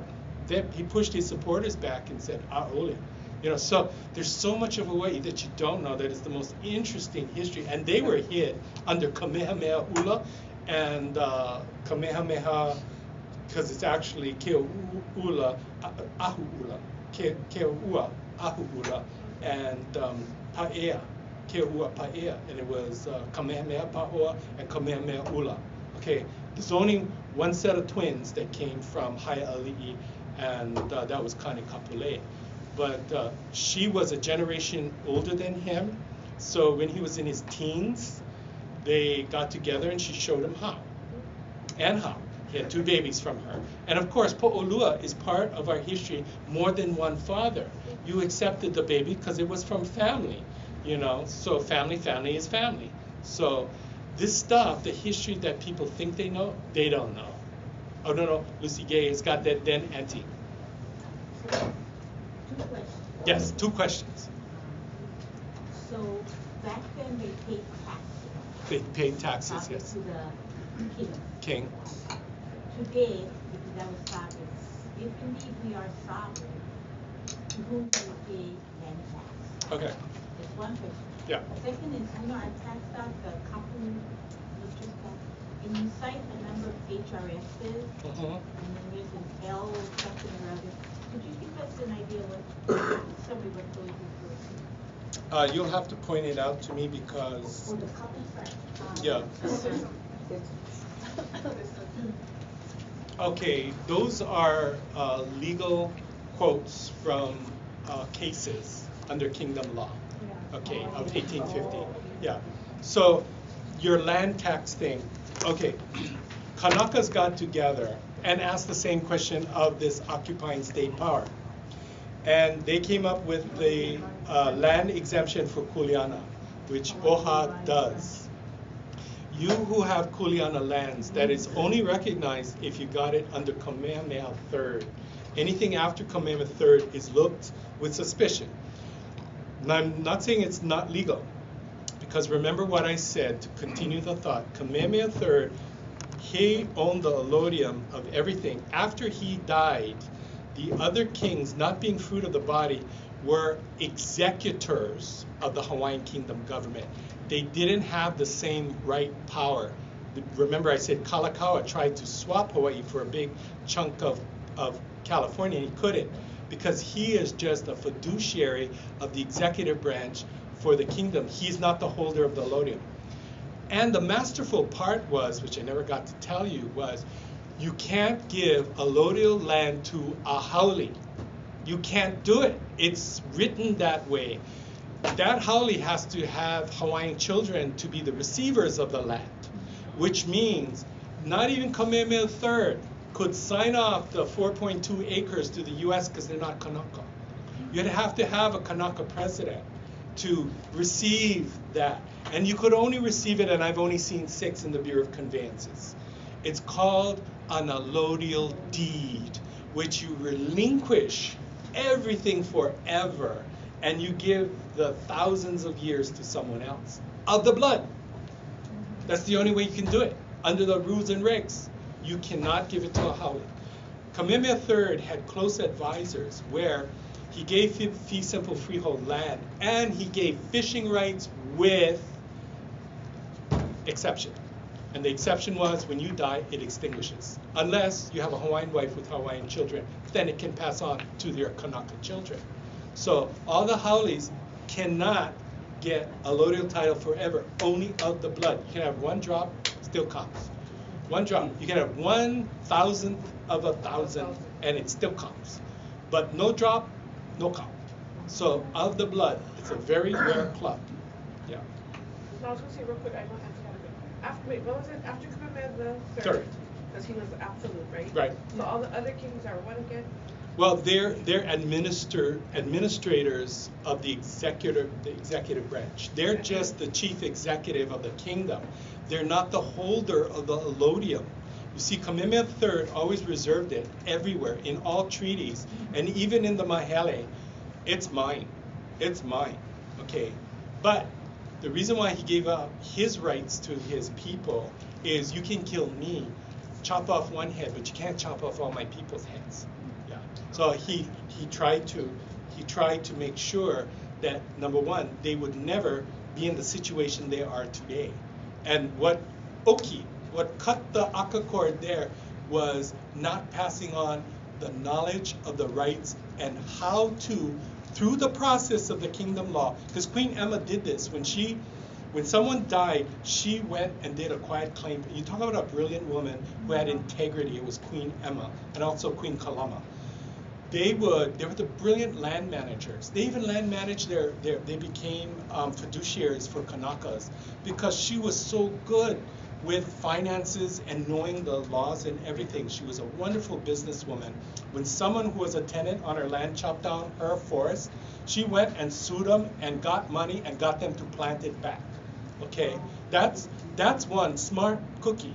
Okay, then when a Kanaka came and said, look, I'll sign my allodial land to you, but I need this money and stuff. And when they didn't pay her back for 4 years, and she only charged them a penny interest, because it was just a token thing to make it business legal, because if you gave it for free, it's not business. So she did just a token to show this was a legal contract, and the guy didn't do it. She went to court and took his land, because he wouldn't be integrity. She allowed him to just give me the money back, I'll give you your land back. He wouldn't do it. She went to court, got the land. So there are kingdom court cases on how to do this under the kingdom, yeah? But you could sue the king and you could win, but you just had to have your proof. The burden of proof was on you, okay? Now, another thing to help you out in your searching of the land stuff, what most people don't know is the LCAs have survey notes. They'll never tell you about them. Those survey notes have maps that have never been published but are certifiable by the archives that are called prima facie evidence that shows where your meets and bounds are for your claim. And nobody knows because nobody tells you because they don't want you to be strong. Because the more you know, the more you can make your case. So they have survey notes for royal patents and LCAs. And I have found maps by the surveyor that shows where the makahiki gods were placed and where the sticks for the gods were placed on property. Do you know what that does under federal law for your property, for your rights? I mean, you have so many rights you don't even know. But you can't go till you can certify them to show under rules of evidence. Right here, 1846, surveyor, okay, says, and you see this? You see the seal from the archives? This is the seal for the kingdom for today. So you can make your case. Yeah. Auntie Greenwood? No, I just wanted to comment on what you were stating about that kings had a lot of children. Yes. Because you see, one time when I was working in the foreign testimony, this guy says, what am I to do with all these wives and children of the elites? And you gotta be kidding. I never knew that was true, but when you brought it up, and yet it's in native testimony. It is. And he's questioning, what am I supposed to do with all these wives and children? Right. And they're all equal tenants. They're all equal tenants to the land because you cannot come in 1820, missionaries, and change 80,000 years of history overnight. Yeah, it don't work. So they're going to pay lip service to you on Saturday and Sunday, and the rest of the week they're Kanakas. Okay. And by the way, think Kanaka. Where you're at, wherever you live, you're sleeping with everybody in that village. And so you're having children in that village. And when you go to another village, you're doing the same thing, because that's Kanaka, free love. So we definitely all are cousins of the blood. So it doesn't take far to find the documents, to find it. And this is another thing. A lot of people say, I only know my tutu, and my tutu never talks about another tutu. That's tutu, not Hawaiian. So go to the divorce section and you'll find you have 6 more tutus. Because remember, the kingdom was collapsing under foreign disease. It was their duty to have at least 9 wives or 9 husbands and at least 1,500 children because we were dying. Well, my great-grandfather, I found out he was on Kauai and he had children over there. Then he went to Big Island, he had children. And then when he died, my grandmother gave him to the family on Oahu, and I was going, what is all of this? And then when I went to a genealogy class, they said, who belongs to William Okuno? And I raised my hand proudly, and I seen 10 more other people raising their hands. And they're not all from Maui. Yeah. I was looking at them and goes, where your family come from? Yeah. And when I did the genealogy, I was told by Papaliki, keep all of the Okunois. I found out Not He related. belonged to the Royal Guard. Yeah. And as they traveled, Yeah. he has family from Exactly. Kauai, Exactly. Big Island, They spread the aloha to everywhere they went. And my Just great like, grandmother the said, Kili bury him Koas. on Oahu. Yeah. Yeah. The Kili Koas was the same thing because Silamokusa, and wherever they go, in fact, one family didn't know the other family existed. Right. Because he married that wife and he married that wife and had separate families. Right. And you have to realize so many people were dying that they had to have multiple marriages and multiple wives and husbands. Even though the missionaries passed that polygamous law, everybody had, if there was a brother and sister, if there was a sister, then all the sisters were with that guy. If it was a brother or brothers, all the sisters and brothers, it was all incestuous in the sense of niaupio. Because if that didn't happen, we wouldn't be here. We would not be here if they didn't do what they had to do. Thank God they took one for the team. Yeah. Because, because we would not be here talking about our lands if they didn't take that 1 foot and the 2 and the 3 and the 4 for the team under the Pune to the side of the road. You know, we would not be here. Yes. Just a comment though, a lot of people misunderstand Kauai Keoli's intention in creating the Great Mahele because a lot of times you hear adverse talk about it.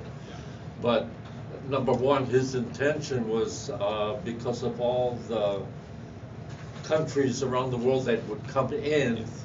and he didn't want them to take the land, Yeah. so that's why he Well, set up the Allodial. Specifically, they were you're right.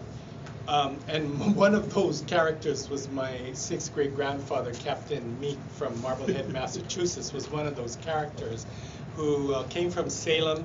And we have 10 generations that go back to 1668 in Salem, Massachusetts, that go to Scotland. And he was one of those characters you're talking about because he got land and filed it with the French embassy. So they were doing that. The foreigners were getting lands from chiefs now. Chiefs, Kalanimoku, from Ka'ahumanu, and they were filing this claim with foreign registered government. You know, they send a little emissary there to represent the Western interests. So they wanted to make sure that the Western powers recognized for the kingdom, and that was a disaster. So it had to be uniform. He couldn't have konehikis and ali'is just given away. He had to say, mine. Yeah. This is where it came from. You got it because my father gave it to you, and that's how you got it. But it was my father, and I got everything from him. So he codified where was the source of the tenure to elay any. It didn't come from Ka'ahumanu.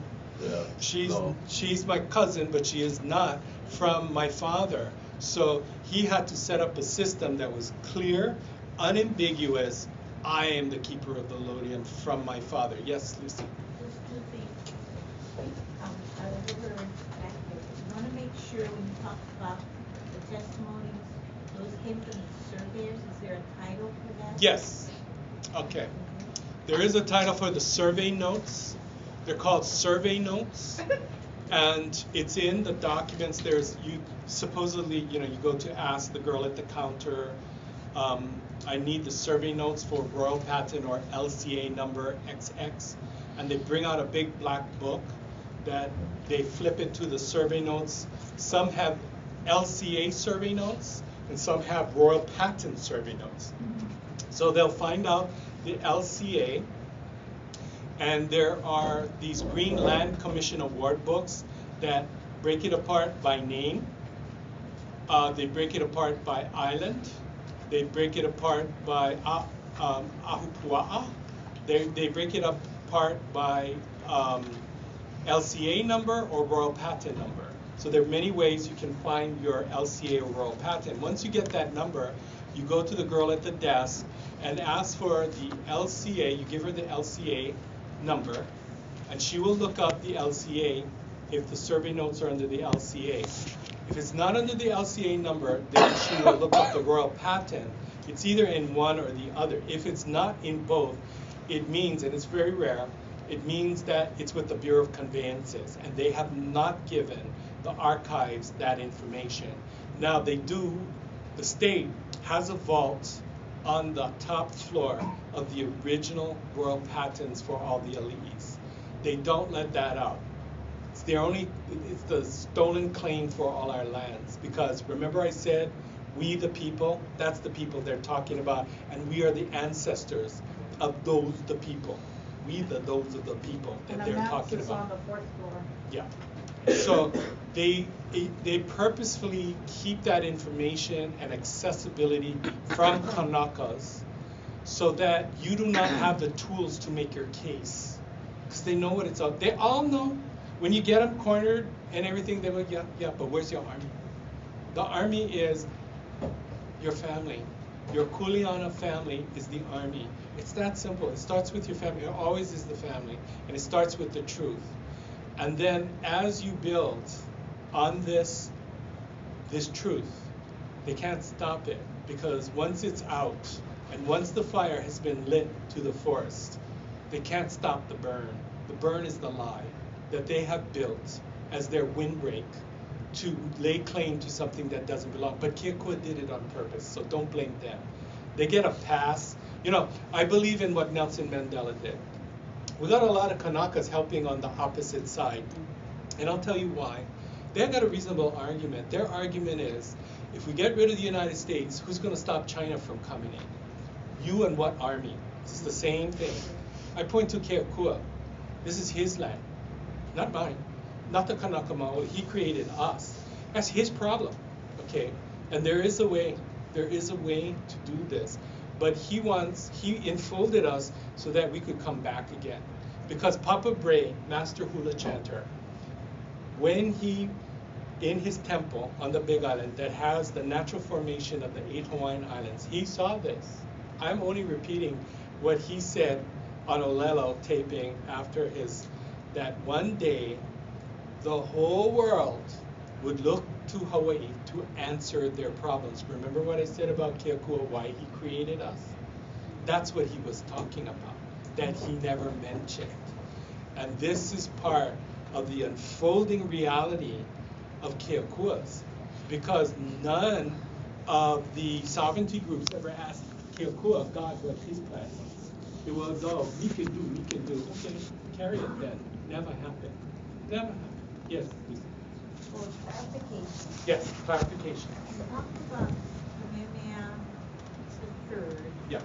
Who first gave lands Yes. in Allodial. Right. And then later on you said all the Kamehamehas after that were executors. Yes. So, and they gave Allodial deeds. Yes. What do you call the one Kamehameha gave?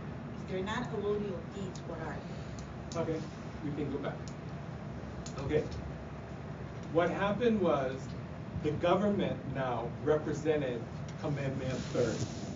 The chief executive officer was an administrator of the executive branch of the government representing Kamehameha III. Remember, he's the Allodial. Remember, in King Arthur, the Holy Grail, the king and the land are one. Ooh, we're talking same thing. The king and the land are one. Absolute, right? And that's why it was absolute, because he was the living human embodiment of 4.2 million acres right in front of your face. Okay? So when he passed from the scene, his DNA still controls it. Now this is the spooky thing. If somebody of his many children survived, which they did, and it was all sons, no daughters, just sons, it would be the exact DNA Kamehameha III giving to him. That's how it works genetically. Okay. So, getting to your answer, there's royal patent grants allodial. There were still allodial titles that were being processed under Kamehameha IV, Kamehameha V, William Charles Lunalilo, William David La'amea Kalakaua, Queen Liliuokalani, to the overthrow.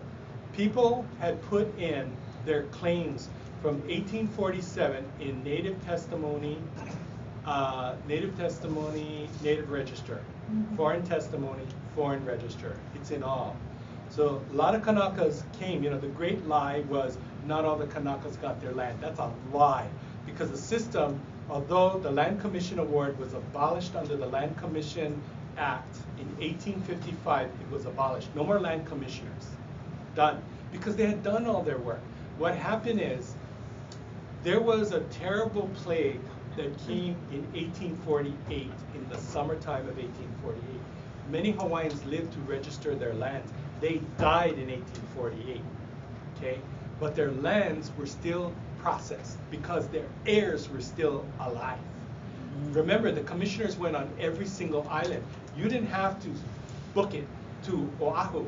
No, they went out to every island and systematically registered people who showed up, okay? So this thing of, they never registered our land, bullshit. They did. It just, you didn't get it from the Land Commission Award because someone had a higher claim. Remember, land is who has the highest claim, okay? And you had to have 2 witnesses to back you up. And there were disputes. There was, can you imagine, Kamehameha III had a lover, Ha'alelea, who was a hulumano, and he sued Kamehameha Chicken after Kamehameha died. Kamehameha III died. He made a suit. He never would sue the king while he was alive, but he had the right to sue the king, okay? The king still won. So, even after death. Because you have to prove your case. You cannot just say mines. You gotta show why it's mines, okay? So, chance of he's dead. Oh, no. But realize that Kanakas aren't the innocent victims, because Mateo Kekuanaoa, the father of Kamehameha IV and the V, he was cockroaching land of Kinopu, the loyal attendant of Kamehameha I, Kamehameha II, and Kamehameha III. He was claiming land. Mateo Kekuanaoa, the prime minister of Hawaii, was claiming Kinopu's land in the village of Kapu'ukolo, which is where Aloha Tower is. That Kinopu died in 1844, never produced a will because Kinopu's alive. And in fact, Kinopu outlived him and was selling same land 1 year after. Okay, hello, the guy ain't dead. And everybody jumped on the bandwagon. Dole was selling that land and everything. Everybody was just cockroaching that land all over the place. So the big trick is what the U.S. did to us, which was the same trick. We're all dead. Did you know you're dead? According to U.S. law, you're dead, I'm dead. Anybody that gets Kanaka Maoli on their birth certificate is legal typed out dead. How do they do it? They cap your whole letters, okay? When they cap your letters in law, everything is capitalized, you're dead. You didn't even know you're dead, and you're still alive. You're a zombie. You're Kanaka zombie, and you don't know, in law, okay? So what happens is the U.S. says, I'm your executor, because you're dead, in law. You're walking around, but I'm telling you, but you don't know, so you can't claim your life back.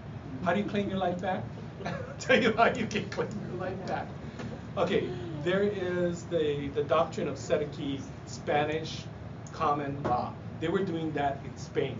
They were claiming all the dukes and duchesses were dead, and I'm him, okay? So they made a law, 1665. I am a living person, so quit saying I'm dead. Okay, that was the law. So, how do you claim in a court that you are a living person? Because all my papers that I took to the state Supreme Court, they capped my name. I was a dead person going to the Supreme Court, fighting for my iwi kubuna as a dead person. I'm a wuhane. What can I say? So this is so farcical. It's kind of funny when you think about it. What you have to do, the U.S. has a passport, yeah? I have to renew my passport if I want to go to a foreign country and come back. Yes, the Kingdom National Smart, they do have their own passports, and they do get in and out, because the United States does recognize that they don't own this land. But if you don't want the hassle and muss and fuss of all of that stuff, you want to get in and out, you get Prince Kuhio building for the feds. They give you your passport. You can do it online for the application. But there's a world passport, okay? And I know some people with bells and whistles, oh my God, the UN and one world government, get off that. Okay, it's a tool, okay? It's not a statement, it's a tool. The tool is the world recognizes you alive. So even if the US plays this game, you walk in and said, I'm alive. Who says? The world. So world passports, I buy 2. So you come into court, oh no, it's not capped, I'm living. I take control over my destiny and my land. It's not you guys, just because you say so. I just proved I'm alive. Even though I'm talking, I'm not alive in law. I have to show the world recognizes me that I'm alive, that shows them I'm alive. Otherwise, I'm still dead in law. Even though I'm talking at the same time, I'm dead. So it's a neat trick, being dead and alive. Kaiser did that to me 3 times. They put me down as dead. This dead person has been alive for a long time. So, yeah, confusing. How do you acquire the world passport? You go to St. Prince Kuhio Federal and you just ask for the world passport. You take 2. You take 2, both of them.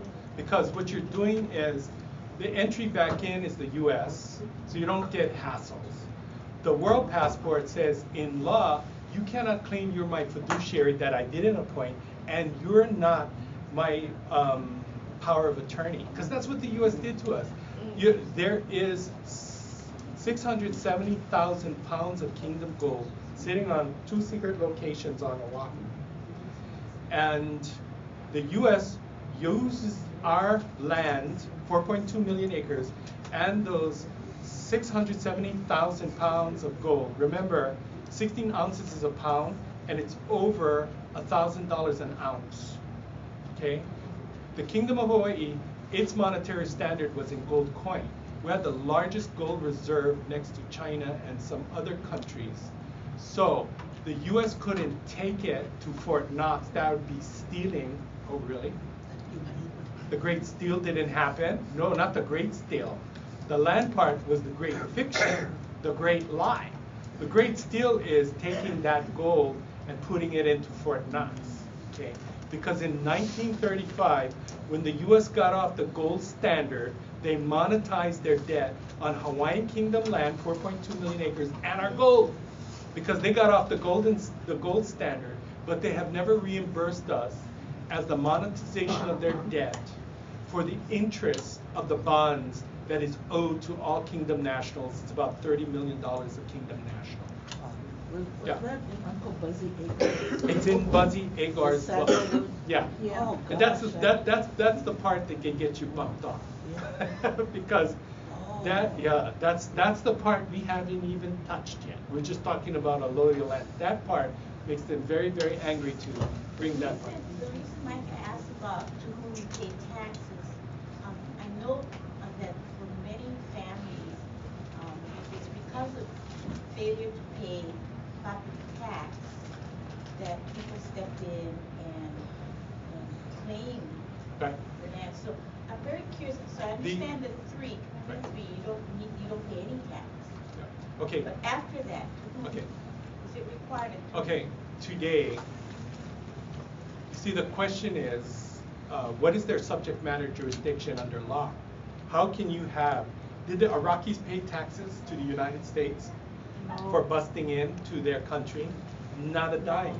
So the question comes in, how can a foreign power who's occupying your lands with no paper, which we call pala pala, to prove that the Kingdom nationals gave you the right to boss us around and to tell us what to do?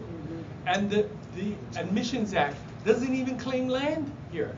And Ronald Reagan couldn't expand the trade zone to 200 miles after sending 26 justice attorneys to come up with the rationale, because they don't own the land and there's no legal instrument in documentation to claim, because Kawikia Uli did 2 treaties with President Polk, 1849, Most Favored Nations Treaty trade with US, signed by the president, and a second treaty that recognized that he owned the metes and bounds of the entire kingdom, 4.2 million acres, which they signed, which means under international law, they have concurred. They don't own the land, and there's no instrument under law that the Kingdom nationals gave it to them. So what's your subject matter jurisdiction based on an empty box? That doesn't fly. And you call Putin a crook for taking land in the Ukraine when you are the exceptional nation. And George Bush the younger says no Democratic Party ever takes or occupies another democratic country, which we were a constitutional democratic nation. You don't even know your history. So, and neither does the Kanakas. That's why you got to go back to the primary source material that unequivocally with the seal says, you're wrong, and it's out already. It's out already. We cannot claim ignorance at this part. It's action time. Action Jackson. You got to get in and take care of your family, and in doing so, you make everything else happen.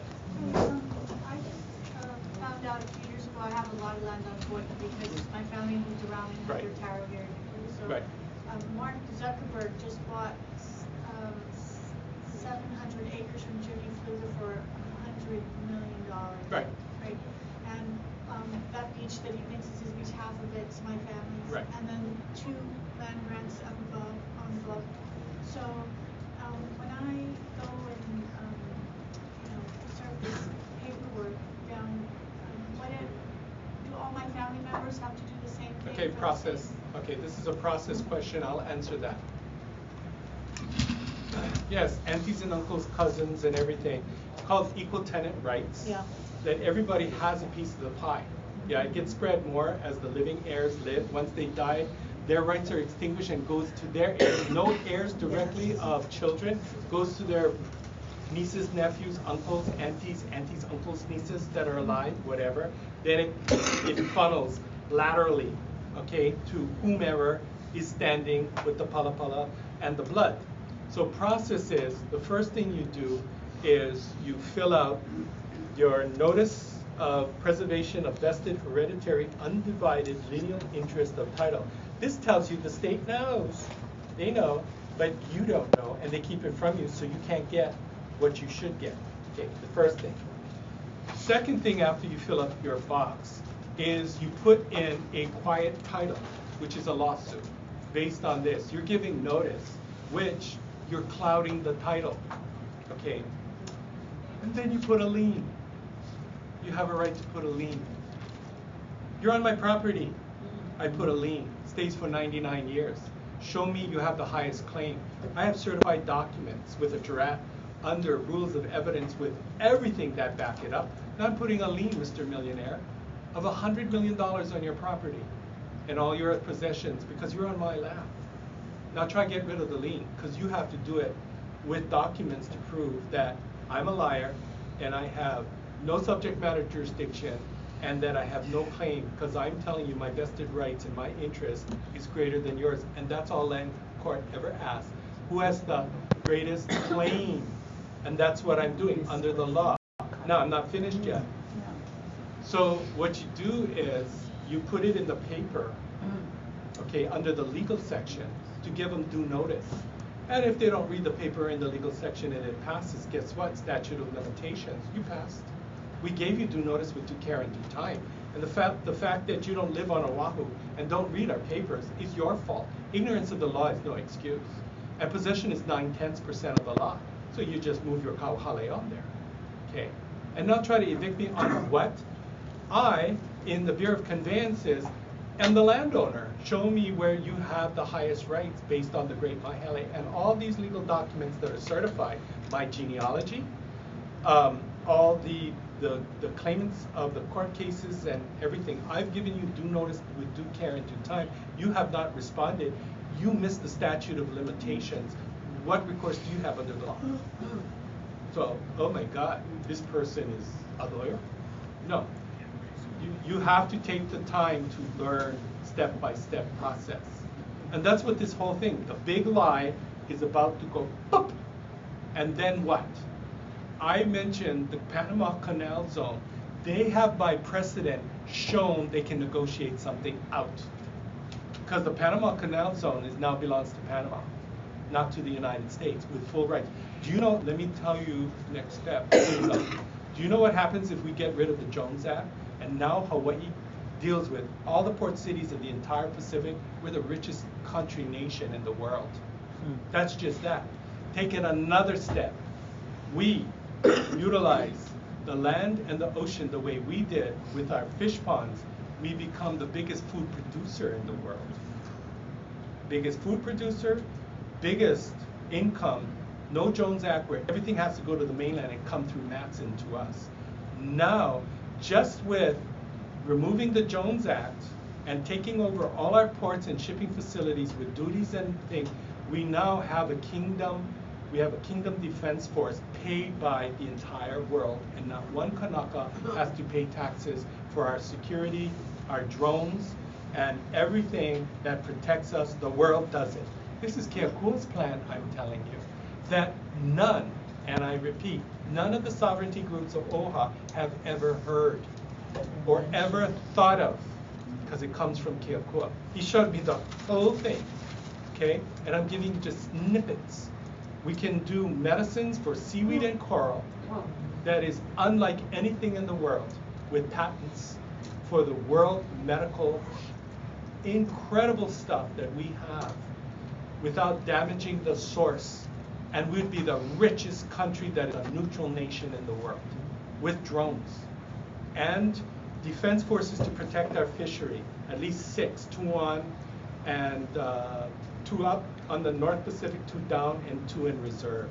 And there would be like battleships that would protect our fisheries from Vietnam and China and everything, and drones, both submarine drones and flying drones. There's another step I cannot tell you because we're not there yet on how to secure all of that. And no taxes for the Hawaiian people. It'd all be paid by all this money being generated. And there's one more component that would generate what Queen Kapiolani and Queen Emma wanted to do, free medical care for all Kanaka for drugs, any procedure, even cosmetic procedures, and Kanaka Maoli cultural practice that would be practitioners put on the list if they can show 70% results from their patients of healing or helping, they would get reimbursed by this trust fund. And anybody else who's not Kanaka, they have to pay. But if you're all Kanaka, drugs, medication, devices, gastro, whatever, cosmetic, whatever, no holds barred. You'd get it all in a kingdom drug plan. That would be paid for, get this, by a $30 billion trust, get this, from space weather. Space weather, dealing with coronal mass ejection, the sun, and how to predict when it's going to hit those billions of dollars of satellites, when to move them in the space station. It would be based on that. That's humongous. That's bigger than Dubai. So no, there is a plan behind all of this. This is just the little finger and the little tip of the finger, which none of the sovereignty groups can articulate, because nobody asked Keakua in Pulinoho. That is our strongest. That is our strongest power. Pulinoho. The power of prayer is the sovereignty of this land. The life of the land is perpetuated in righteousness, and its sovereignty is in Pulinoho. All things can be done and moved in prayer. That is the holy matter we're talking about with Queen Liliuokalani. And that is not the articulated narrative that goes around. But this comes directly from God, and you've got to listen to God, because his whole purpose is when one is injured, all are injured. That's the kind of kingdom I want to be a part of, because it respects the rights of everyone. Because Keakua said one more caveat. When that mo'i gets sworn in, that mo'i has to tell the Kanaka people that if you abuse this gift from God, because he's asking what no other sovereignty group has asked for. This is Keakua talking. I want a spiritual Hawaiian nation, not a secular Hawaiian nation. I didn't say religious. I didn't say religious. Spiritual is pono na'au. In your gut, you know the truth. That person talking to me is a bullshit liar, because it stabs me like a knife. I'm talking pono na'au here. If we go like Fiji, who sells Fiji water, because they have a junta, and you trade white skins for brown skins as the oppressors of their own people. When you oppress the rights of all, you're going to invite the United States and China to protect their nationals, their retired military in Kaneohe and Kailua and Kona. Please, we're being beat up by the Kingdom Nationals. Help us, help us, help us. Those ships are going to come in because it opens the door to justify, as they have done in getting rid of Noriega, you know, for the drug stuff, because it's hurting the United States. Now you're hurting our expats. They're going to send the big ships, and they're going to be parked out. And the Kanakas who are being abused with outsiders, whether Filipinos or ex-military, are going to go running to the ships. They're going to take the white people, and they're going to machine gun down the Kanaka Maulis, because as you can see with Fergusstrom and everything, anybody brown, I cannot tell. So you may be carrying a bomb and you're going to blow us up. So shoot first, ask questions later. That's going to happen if everybody's rights are not protected, guaranteed under law. You open the door for a second occupation that will be bloody. So says the eye in the future.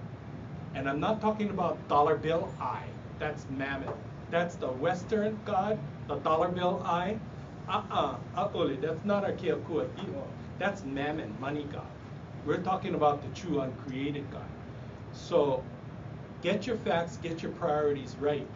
We are at risk when we risk others. And we don't kokua and take care of everybody, because our kingdom always did.